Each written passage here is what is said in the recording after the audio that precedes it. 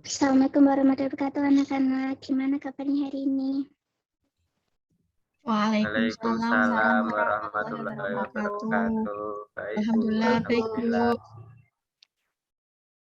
Alhamdulillah. Oke. Sebelum kita memulai kegiatan pembelajaran pada hari ini, hendaknya kita berdoa terlebih dahulu. Berdoa dipersilahkan.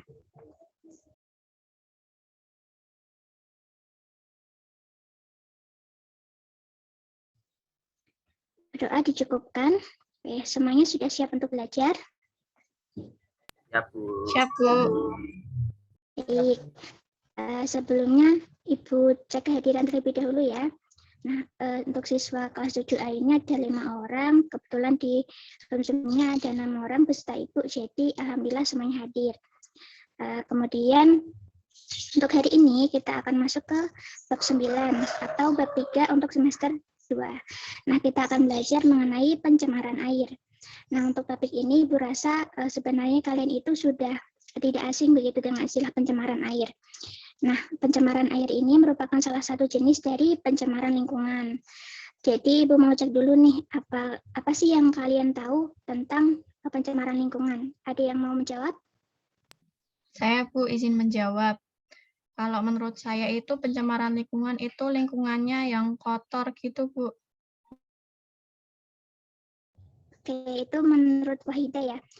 Sekarang coba saya mau dengar pendapat dari Rahma. Baik, izin pendapat Bu. Hadir, Bu. Menurut saya kurang lebihnya sama dengan Wahida. Jadi pencemaran lingkungan itu lingkungannya sudah rusak dan keadaannya itu berbeda seperti sebelumnya gitu. Pokoknya sudah rusak, Bu. Oke, terima kasih untuk Wahida dan Rahma. Nah, jadi kesimpulan dari jawaban kalian itu, pencemaran lingkungan merupakan keadaan di mana lingkungannya itu kotor, rusak, dan berbeda dari keadaan sebelumnya. Jadi mungkin misalnya untuk sungai yang awalnya bersih jadi kotor gitu akibat masyarakat membuang sampah sembarangan dan lain-lain, begitu ya. Nah,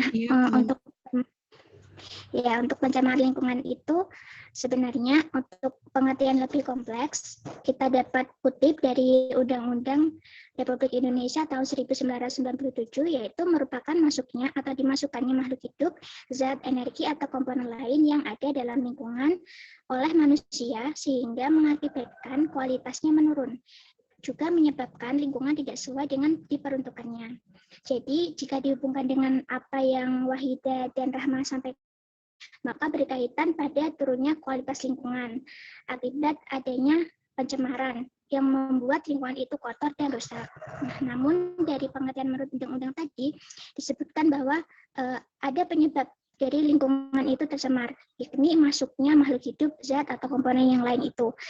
Nah, zat atau komponen lain itu dapat masuk dengan sendirinya maupun dimasukkan oleh manusia. Jadi kita dapati di sini manusia itu juga ada perannya mengenai pencemaran. Nah, coba Januar sampaikan mengapa sih dalam pengertian tersebut ada manusia yang dilibatkan. Baik, Bu, izin berpendapat. Jadi menurut saya manusia pun ikut terlibat karena manusia bisa memasukkan komponen yang disebutkan tadi, Bu. Ada makhluk hidup, zat, atau komponen lainnya bisa menurunkan kualitas lingkungan yang dicemarinya itu, Bu. Oke, terima kasih Januar. Kemudian Ibu mau coba pendapat lain, mungkin dari Niha bisa disampaikan contoh terkait apa yang disampaikan oleh Januar tadi. Bisa, Bu. Misalnya ketika manusia membuang sampah di sungai. Jadi komponen yang dimasukkan adalah sampah dan yang memasukkan adalah manusia. Akibatnya sungai jadi tercemar dan menurunkan kualitasnya. Oke, bagus nih ya. Nah, itu tadi untuk awalan ya, sebelum kita masuk ke pembahasan mengenai pencemaran air. Jadi kita perlu ketahui terlebih dahulu konsep dasar mengenai pencemaran lingkungan. Baru kita akan masuk ke lebih intinya ke pencemaran air. Nah, untuk tujuan dari pembelajaran kali ini adalah mengetahui apa itu pencemaran air, dampaknya, penyebabnya, dan bagaimana cara untuk mengatasinya. Kemudian diharapkan selesai dari pembelajaran ini, kita sama-sama bisa lebih peduli lagi mengenai lingkungan, agar selain kualitas lingkungan di sekitar kita baik, kualitas hidup kita pun juga baik, karena yang seperti telah disampaikan tadi, kita pun menjadi salah satu orang yang memiliki andil dalam terjadinya pencemaran lingkungan. Nah, selanjutnya kita simak dulu ya sebuah video mengenai pencemaran lingkungan.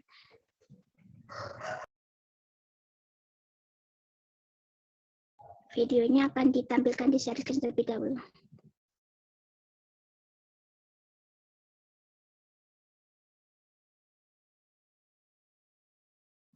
Bisa disimak dan apabila ada informasi yang penting bisa dicatat ya.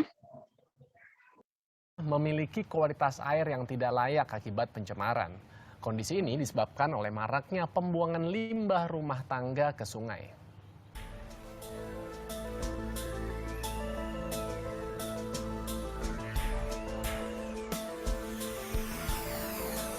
Air merupakan sumber kehidupan dan kebutuhan utama manusia. Namun sayangnya di daerah perkotaan seperti Jakarta, pemerintah hanya mampu memenuhi sekitar 60% kebutuhan air bersih.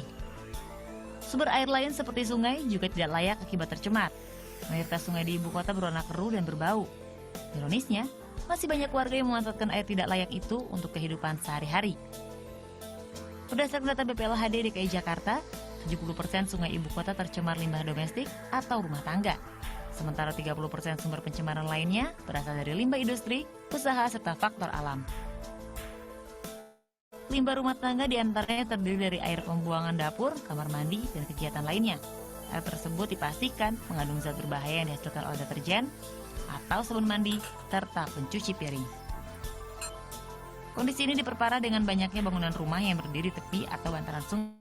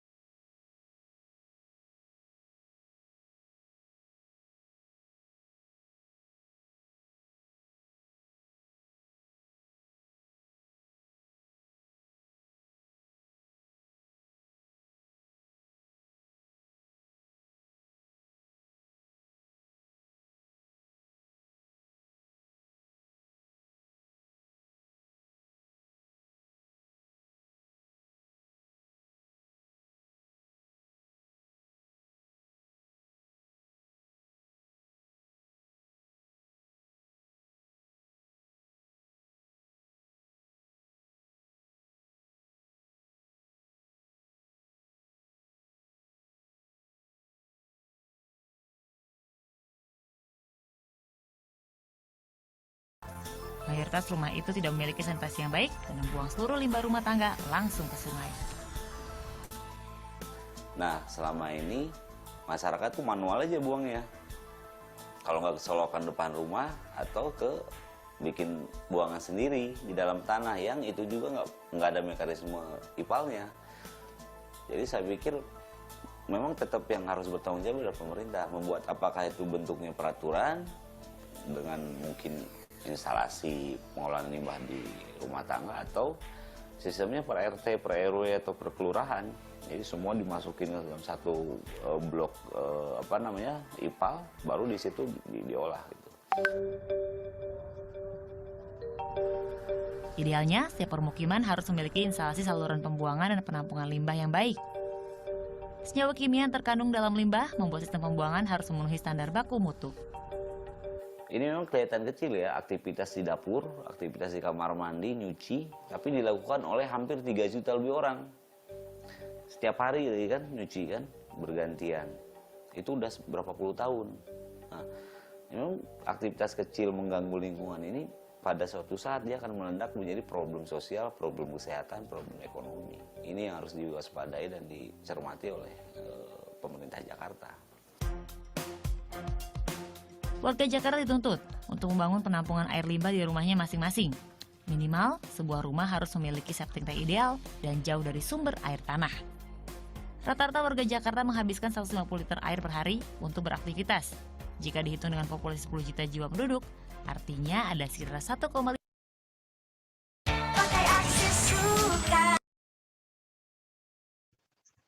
Oke, itu tadi videonya ya. Nah, Apakah kalian sudah ada gambaran begitu mengenai informasi yang ada dalam video? Nah, untuk itu, Ibu mau tahu apa kesimpulan yang kalian dapatkan dari videonya.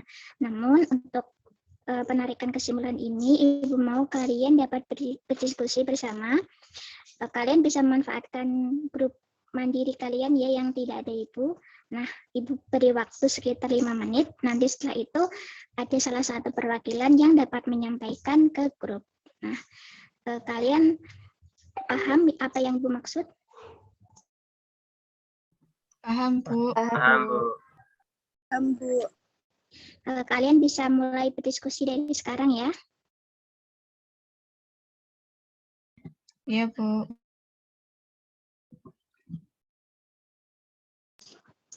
Halo anak-anak, sudah selesai diskusinya? Sudah, Bu. Sudah, Bu. Oke, sekarang coba untuk Arfatur bisa disampaikan kesimpulan mengenai video tadi dan berdasarkan hasil diskusi yang telah kalian lakukan bersama. Baik, Bu, izin menyampaikan hasil diskusi yang telah kami lakukan tadi. Jadi dari video dapat disimpulkan bahwa di Jakarta terjadi pencemaran air di sungai yang disebabkan oleh ulah warga yang membuang limbah ke sungai. Limbah ini terdiri dari limbah rumah tangga dan limbah lainnya. Selain itu, penyebab lainnya adalah karena limbah industri, usaha, dan lain-lain. Meskipun sudah tercemar, masih ada warga yang tetap memanfaatkan air sungai walaupun keadaannya kotor dan berbau. Gitu, Bu. Oke, nah Ibu sudah benar, namun mau Ibu tambahkan sedikit ya. Nah, tadi juga disampaikan bahwa pencemaran air ini dapat menimbulkan dampak-dampak negatif lain yang berkelanjutan seperti dampak ekonomi, kemudian dan lain-lain akibat adanya pencemaran air yang mengakibatkan pemanfaatan dari air tersebut pun juga menjadi terkendala. Misalnya air kotor dimanfaatkan untuk mandi. Artinya ketika kita mandi dengan air yang tidak bersih, tubuh kita pun juga belum bersih ketika kita bersihkan dengan mandi. Atau ketika kita makan makanan, mungkin ikan dari sungai yang kotor, yang sudah terkontaminasi, ikannya juga mengandung bahan-bahan yang tidak baik, maka bisa masuk juga ke tubuh kita. Nah, selanjutnya, apa sih kesan kalian untuk video tadi? Ada yang mau menyampaikan? Saya, Bu. Oke, silahkan Rahma. Terima kasih, Bu.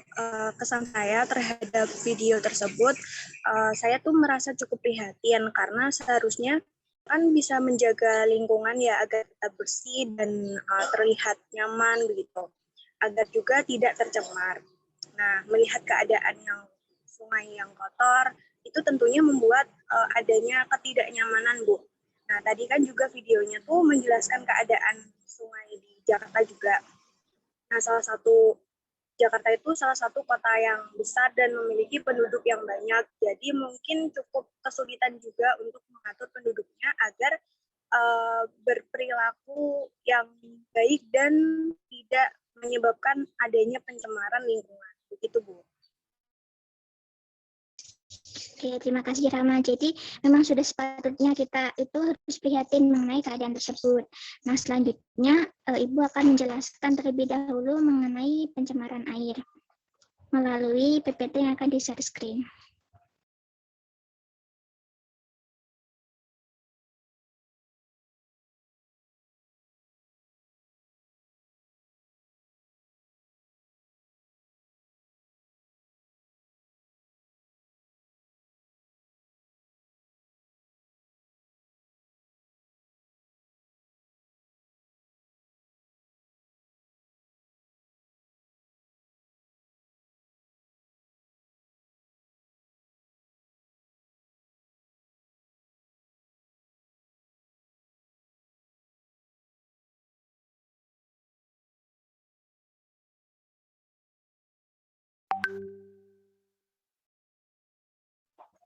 Oke, untuk yang pertama kita akan bahas mengenai pengertian dari pencemaran air.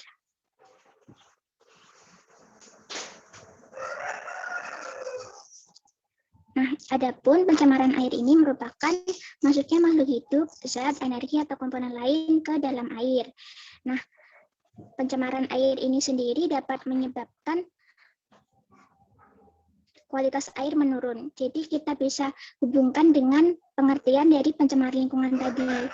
Ketika ada suatu makhluk hidup, zat atau energi atau komponen yang dapat merusak keadaan air, nah itu akan terjadi yang namanya pencemaran air. Nah, air yang tercemar ini bisa keadaannya berubah mulai dari warnanya, baunya, maupun rasanya. Selanjutnya, kita akan membahas mengenai faktor penyebab dari pencemaran air. Nah, yang pertama adalah dari limbah industri. Nah, limbah industri ini berasal dari produk sampingan kegiatan industri. Jadi, selain kegiatan industri itu kan menghasilkan barang-barang jadi, seperti barang-barang pabrik, hasil-hasil pabrik begitu. Nah, dari kegiatan itu ada produk samping yang mana sudah tidak terpakai yang dibuang. Nah, itu yang dinamakan dengan limbah industri. Nah, biasanya limbah industri ini pun ada yang dibuang ke aliran sungai, yang mana dari aktivitas itu membuat sungainya menjadi tercemar.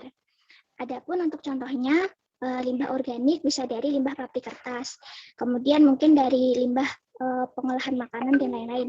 Nah, untuk limbah anorganik bisa dari limbah pabrik baja, limbah pabrik plastik, dan lain-lain.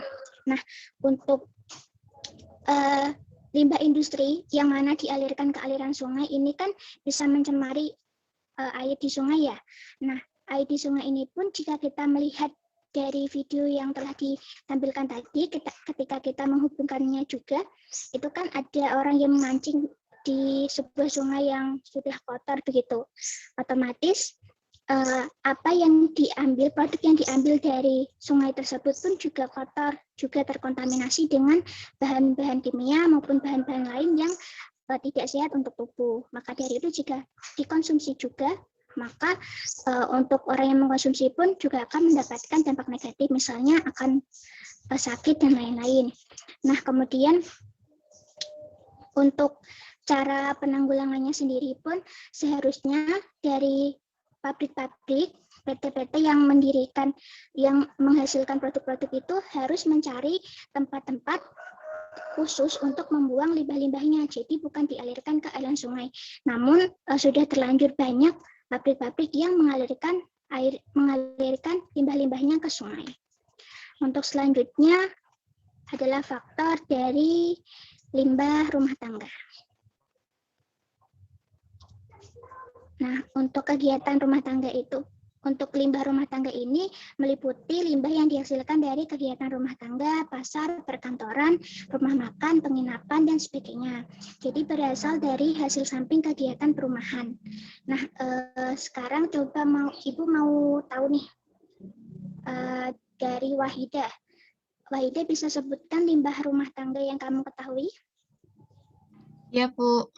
Kalau yang saya tahu, limbah rumah tangga itu ada sisa sayuran atau sisa makanan gitu, Bu. Jadi, limbah-limbah yang berasal dari aktivitas perumahan gitu loh, Bu. Oke, nah sekarang Ibu coba mau dengar juga contoh lain, mungkin dari Niha, bisa disampaikan? Bisa, Bu. Mungkin contoh lainnya yaitu perabotan rumah tangga yang sudah rusak dan tidak terpakai, jadinya dibuang. Oke, nah jika melihat dari jawaban-jawaban kalian itu lebih ke rumah tangga lingkup perumahan yang kayak keluarga begitu ya. Nah, oke. Menurut kalian limbah rumah tangga itu merupakan limbah organik atau anorganik? Semuanya organik, Bu. Oke. Coba Ibu mau dengar alasan dari Rahma. Kenapa menjawab semuanya?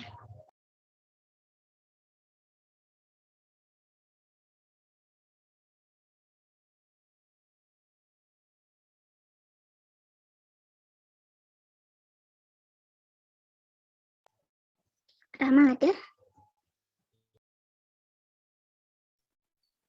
hadir, Bu. Tadi terpental, Bu. Oke, jadi tadi pertanyaannya kan limbah rumah tangga itu berasal dari limbah organik atau limbah anorganik. Nah, dari Rahma, jawabannya apa dan alasannya kenapa?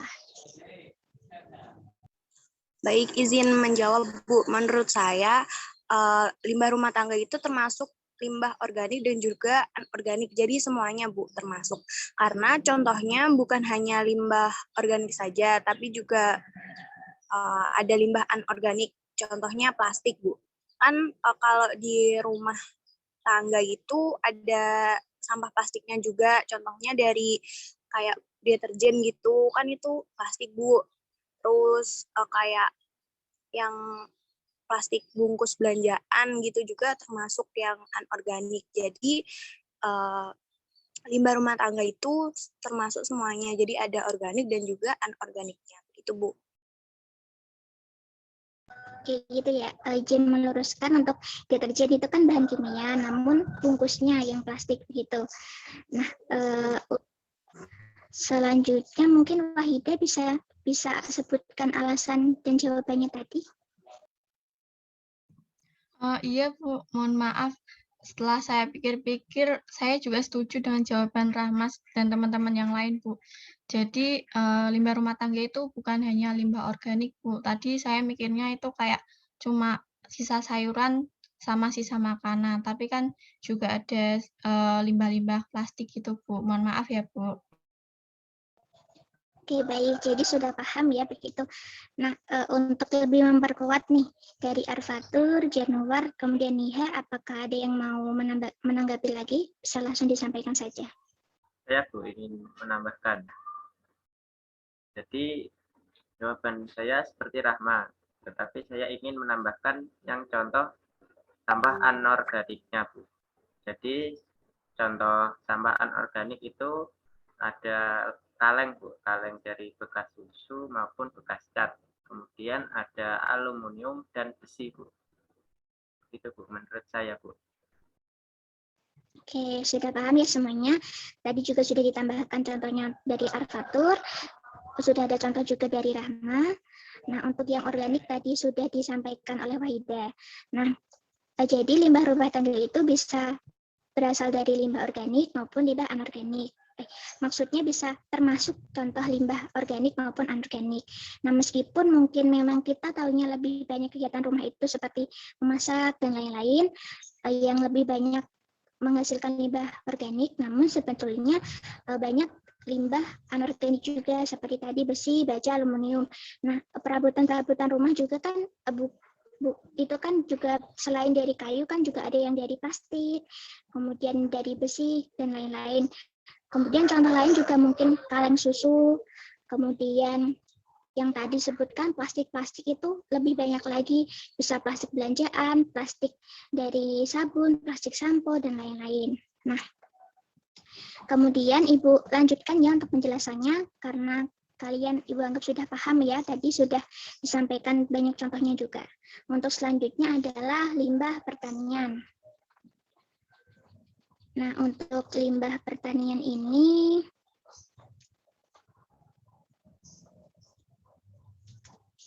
air limbah pertanian sebenarnya tidak menimbulkan dampak negatif bagi lingkungan.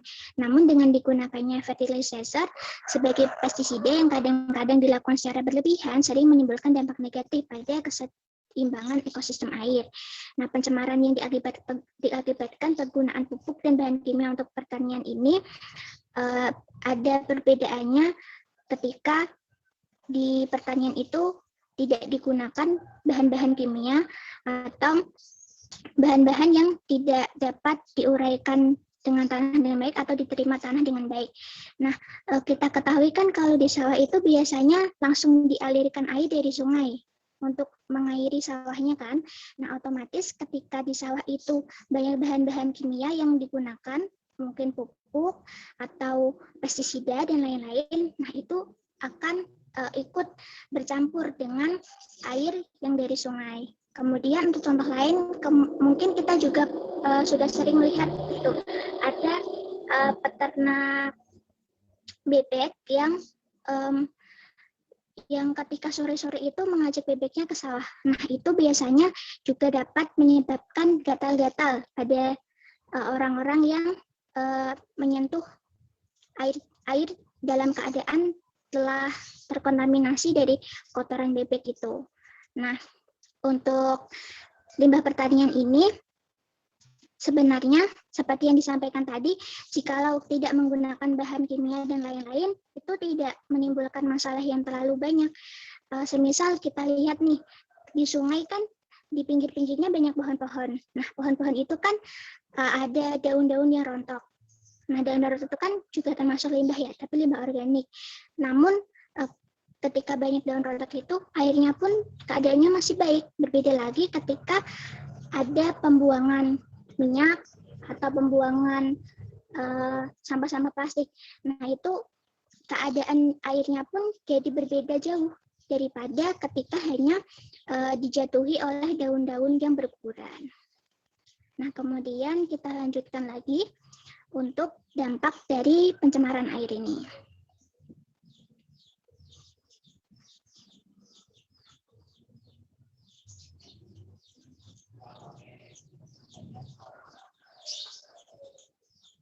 Nah, untuk dampak dari pencemaran air, yang pertama adalah penurunan kualitas lingkungan. Nah, untuk yang topik pertama ini sudah disinggung dari awal ya, karena lingkungannya jadi kotor, rusak, maka kualitasnya pun jadi menurun.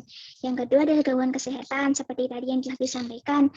Ketika kita berada di air yang sudah dipakai bebek untuk jalan dan lain-lain itu kita bisa gatal-gatal. Kemudian ketika kita membuang bahan-bahan kimia ke sungai, ikan-ikan di sungai bisa keracunan dan lain-lain. Jadi untuk gangguan kesehatan ini lebih ke makhluk hidup yang ada di sekitar lingkungan tersebut. Yang kedua adalah pemengkatan hayati. Nah, bahan beracun itu dapat meresap ke dalam tubuh alga atau mikroorganisme. Selanjutnya hewan-hewan kecil seperti zooplankton itu akan memakan alga tersebut. Kemudian zooplankton akan dimakan oleh ikan kecil dan ikan besar akan memakan ikan yang kecil itu. Jadi ada berkelanjutan. Jadi setelah diresap oleh alga, diserap oleh ikan kecil, kemudian ikan kecilnya dimakan oleh ikan besar. Bila ikan-ikan besar tersebut ditangkap oleh manusia dan dimakan, maka bahan beracun tersebut pun akan masuk ke dalam tubuh kita. Nah, zooplankton yang dimakan alga tidak hanya satu, tetapi banyak sel alga. Dengan demikian, zooplankton tersebut sudah mengandung bahan beracun yang banyak. Demikian juga halnya dengan ikan kecil yang memakan zooplankton, dan ikan besar yang makan ikan kecil pun juga tidak hanya satu. Makin banyak memakan ikan-ikan kecil yang sudah terkontaminasi itu, maka makin banyak juga bahan pencemar yang masuk ke dalam tubuh ikan. Nah, untuk yang terakhir di sini ada mengganggu pemandangan. Nah, tentunya kan seperti yang kita lihat dari video tadi ya, ketika sungainya jadi hitam, banyak sampahnya kan tidak enak juga dipandang. Nah, itu pun menjadi salah satu permasalahan yang mungkin menjadi perbedaan Indonesia dan negara-negara lain, di mana mungkin di negara lain sungainya banyak, di beberapa negara ada sungai yang lebih bersih, hingga dasar airnya terlihat begitu. Di Indonesia pun juga masih ada beberapa tempat yang seperti itu. Namun untuk tempat-tempat seperti sungai, selokan dan lain-lain itu kebanyakan memang sudah terkontaminasi, warnanya hitam, banyak sampah plastiknya begitu. Juga ada aktivitas warga seperti mencuci langsung di sungainya begitu. Kan kehidupan masyarakat ini tidak bisa dimodernkan secara serentak begitu. Ada masyarakat yang masih berkehidupan secara tradisional, mungkin mandi langsung di sungai, mencuci langsung di sungai begitu. Nah, untuk selanjutnya kita akan bahas mengenai bagaimana cara penanggulangan dari pencemaran air. Nah, untuk yang pertama adalah pembuatan kolam stabilisasi. Nah, untuk lebih rincinya nanti teman-teman di sini, anak-anak di sini juga bisa mencari referensi yang lebih banyak ya, bisa dari video, buku, dan lain-lain. Untuk yang pertama, pembuatan kolam stabilisasi. Jadi, dalam kolam stabilisasi ini, air limbah akan dapat diolah secara alamiah untuk menetralisasi zat-zat pencemar sebelum air limbahnya dialirkan ke sungai. Jadi, sebelum dialirkan ke sungai, seperti sudah disaring begitu untuk zat-zat pencemarnya. Nah, kolam stabilisasi yang umum digunakan adalah kolam anaerobik, kolam fakultatif atau pengolahan air limbah yang tercemar bahan organik pekat, dan kolam maturasi atau pengolahan air limbah yang tercemar bahan organik pekat. Mohon maaf, kolam maturasi itu pemusnahan mikroorganisme patogen. Nah, dari kolam stabilisasi ini dapat digunakan oleh semua kalangan karena dianggap lebih mudah dan juga lebih murah harganya. Nah, untuk yang kedua adalah instalasi pengolahan air limbah. Nah, pengolahan air limbah ini menggunakan sebuah alat khusus. Pengolahannya dilakukan ada 3 tahapan. Jadi yang pertama pengolahan pertama, kedua, dan pengolahan lanjutan. Untuk pengolahan pertamanya itu pengolahan yang bertujuan untuk memisahkan zat padat dan zat cair dengan penggunaan filter dan bak sedimentasi. Jadi untuk zat padatnya kan bisa tersedimentasi ke bawah begitu. Kemudian juga bisa disaring, dipisahkan dengan zat cairnya. Nah, untuk yang kedua, pengolahan yang kedua ini bertujuan untuk akulasi, menghilangkan koloid, dan menstabilisasikan zat organik dalam limbah. Untuk yang lanjutan adalah pengolahan untuk penghilangan nutrisi atau unsur hara, khususnya nitrat dan fosfat, serta penambahan klor untuk memusnahkan mikroorganisme patogen. Jadi mikroorganisme patogen yang berbahaya itu dimusnahkan terlebih dahulu. Nah, untuk selanjutnya adalah pengolahan ekskreta. Ekskreta banyak terkandung dalam air dari limbah rumah tangga. Banyak mengandung bakteri patogen juga yang dapat menyebabkan penyakit. Maka jika tidak diolah dengan baik akan menimbulkan berbagai penyakit. Pengolahannya dapat dilakukan dengan cara menampung dan mengolahnya pada jamban atau septic tank yang ada di sekitar tempat tinggal kita. Kemudian dialirkan ke tempat pengelolaan atau dilakukan secara kolektif. Nah, untuk yang terakhir ada 4R. Ini mungkin teman-teman juga sudah tidak asing ya. Ada recycle, reuse, reduce, dan repair. Nah, untuk recycle ini adalah pendaur ulangan. Jadi sampah-sampah yang tidak dapat diuraikan itu bisa didaur ulang. Kemudian untuk yang reuse, penggunaan ulang. Jadi ketika kita menganggap sesuatu itu sudah tidak berguna, ketika kita ulik lagi ternyata itu masih bisa digunakan. Jadi kita bisa melakukan penggunaan ulang. Kemudian untuk reduce ini melakukan pengurangan bahan atau penghematan. Contohnya, jika kita berbelanja ke pasar atau ke supermarket, sekarang kan juga sudah diterapkan ya berbagai peraturan yang mana untuk di supermarket itu kita disarankan untuk membawa tas belanjaan sendiri seperti tas kain begitu. Jadi untuk plastiknya pun sekarang untuk walaupun masih murah juga harganya, namun tetap disuruh membayar untuk plastiknya. Kemudian yang terakhir untuk repair, artinya melakukan pemeliharaan. Contohnya membuang sampah tidak sembarangan, membuang sampah pada tempatnya. Kemudian ketika kita mungkin di jalan melihat sampah yang berserakan, kita bisa bantu untuk membersihkan. Kemudian untuk dari diri kita sendiri. Jadi untuk pada intinya penanggulangannya itu berasal dari diri kita sendiri. Baru kita bisa memulainya untuk dengan skala yang besar. Karena kita kan manusia yang memiliki andil paling banyak dalam kasus pencemaran lingkungan seperti yang telah kita bahas dari awal tadi. Nah, begitu. Nah, jadi begitu untuk penjelasan mengenai pencemaran air. Sepertinya kita sudah cukup lama yang bersama di Zoom ini. Mungkin dari kalian juga sudah lelah begitu. Nah, dari awal pembelajaran hingga selesainya penjelasan Ibu tadi, Ibu akan memberikan sebuah penugasan. Nah, silahkan nanti kalian kerjakan lembar soal yang Ibu kirimkan ke grup WA. Setelah Zoom ini berakhir, nanti Ibu akan kirimkan lembar soalnya. Di situ nanti ada 2 jenis soal, pilihan ganda dan esai. Untuk yang pilihan ganda nanti cukup kalian sertakan jawabannya, misal A, apa, B, apa, begitu ya. Nah, untuk yang esai, kalian jabarkan lebih rinci dan sekreatif kalian. Jadi Ibu mau kalian bisa mengembangkan pemikiran kalian sendiri. Nah, untuk penugasannya Ibu minta ditulis di folio, setelah selesai di-scan, dibentuk PDF, dan nanti dikirimkan ke Google Drive melalui link yang akan Ibu bagikan nanti. Nah, untuk batas pengumpulannya sampai pertemuan selanjutnya ya. Pertemuan selanjutnya kan 4 hari dari sekarang, jadi ada waktu 4 hari, Ibu rasa juga cukup. karena ini juga pembahasannya sudah diulas tadi, nanti kalian juga bisa mengambil dari referensi lain. Nah, untuk besok pertemuan selanjutnya Ibu minta agar semuanya bisa sudah mengirimkan penugasannya. Sampai sini paham atau ada yang ingin ditanyakan?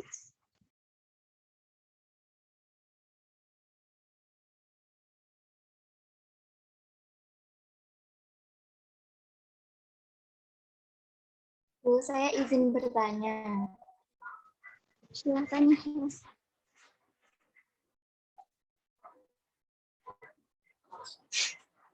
Apakah di lembar soalnya nanti ada penjelasannya?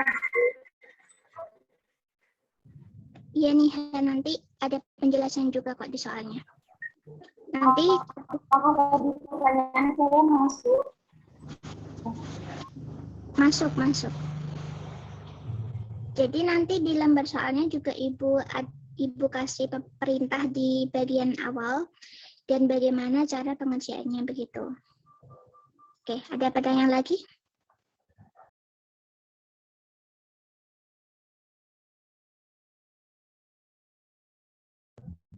Oke, karena sudah tidak ada yang ingin ditanyakan, mari kita akhiri pertemuan kali ini.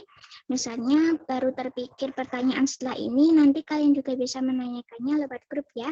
Jadi kemungkinan pertanyaannya sama dengan yang lain juga bisa menyimak. Begitu untuk sebelum mengakhiri Zoom pada pertemuan kali ini, mari kita membuat kesimpulan terlebih dahulu dari apa yang telah kita pelajari. Nah, dari kalian mungkin ada yang mau menyampaikan? Saya, Bu. Oke, silahkan Januar. Baik, Bu, terima kasih. Jadi dari pembelajaran ini kita ketahui bahwa pencemaran lingkungan merupakan masuk atau dimasukkannya komponen pencemar ke dalam lingkungan oleh manusia yang membuat kualitas lingkungan turun dan tidak berfungsi dengan peruntukannya. Adapun salah satu jenisnya adalah pencemaran air, di mana komponen pencemar masuk atau dimasukkan ke dalam air. Penyebabnya mulai dari limbah industri, rumah tangga, dan pertanian. Dampaknya adalah menurunkan kualitas lingkungan, mengganggu kesehatan, mengganggu pemandangan, pemakatan hayati, dan mempercepat kerusakan benda. Sudah, Bu. Oke, terima kasih Januar. Ibu mau menambahkan lagi ya. Nah, jadi penyebab pencemaran air bisa dari limbah organik maupun anorganik. Dampaknya pun bisa ke lingkungan maupun makhluk hidup yang ada di sekitar lingkungan tersebut. Nah, untuk mengatasinya maka memerlukan andil kita sebagai manusia. Kita sudah sepatutnya dapat menjaga lingkungan, bukan mencemarinya. Jadi untuk penanggulangan dan upaya solusi untuk mengatasi pencemaran lingkungan itu harus berasal dari diri kita sendiri. Kita sebagai manusia yang kita punya akal, kita yang bertindak, begitu kita yang bisa menyebabkan pencemaran lingkungan. Karena kita sudah tahu apa aktivitas kita yang dapat mencemari lingkungan, maka kita hentikan aktivitas itu dan beralih ke aktivitas yang dapat menjaga lingkungan. Nah, begitu ya. Sebelum pembelajarannya ditutup, mari kita berdoa terlebih dahulu menurut kepercayaan masing-masing. Berdoa dipersilahkan.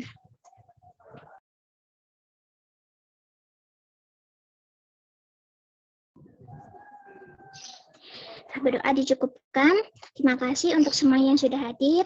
Tetap jaga kesehatan dan jangan lupa kerjakan tugasnya. Ibu tutup ya. Wassalamualaikum warahmatullahi wabarakatuh. Waalaikumsalam warahmatullahi wabarakatuh. Terima kasih, Bu. Terima kasih, Bu Askia.